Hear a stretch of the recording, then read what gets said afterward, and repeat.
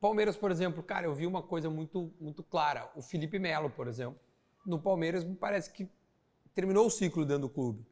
Mas, pô, vai lá e depois no Fluminense ainda é campeão de uma Libertadores, né? Então, tipo, será que tinha acabado o ciclo mesmo ali? Pode ter acabado não como jogador, mas um ciclo interno e tal. Como vocês conseguem serem frios o suficiente? A pergunta é muito mais emocional do que com razão. Porque acho que às vezes há razão para vários times. Mas como se ser frio para poder aplicar a dispensa, a transição? Como é que o Palmeiras faz esse trabalho? Um ciclo tem início, meio e fim, né? E tão difícil de detectar, talvez, o término, também é de detectar o início.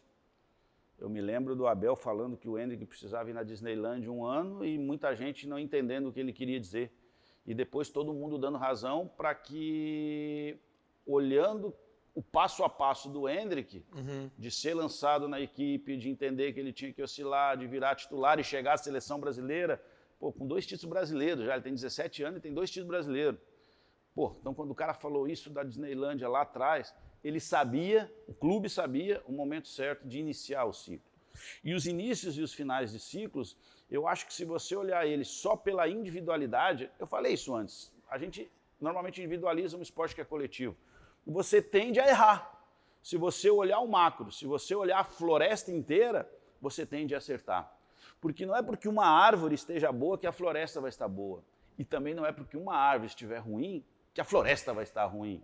Agora, a participação dela nesse ecossistema, naquele período e no período futuro, é uma avaliação interna que você tem que fazer. E que você não deve externar muito os seus porquês, não.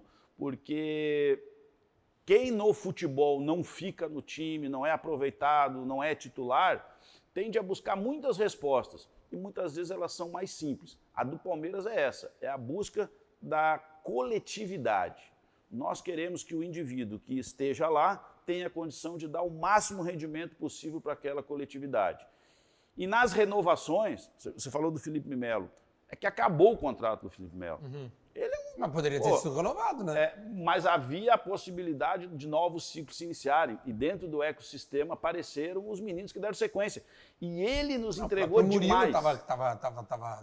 Mas o Felipe, repara, a gente começou aqui a falar do caráter competitivo. Não é escancarado isso nele? Muito. Então, cara, o que esse cara deixou germinado é incrível. E tecnicamente é um cara que faz ação ofensiva e defensiva? Faz. Pronto. A partir do momento que termina um contrato e você tem os meninos chegando e ocupando esse espaço, a vida seguiu. Ele é tão competitivo que ele consegue continuar ganhando os seus títulos e, graças a Deus, a gente consegue ganhar os nossos. Mas a gente não pode se apegar a A, B, C ou D. A gente tem que sempre entender o ecossistema.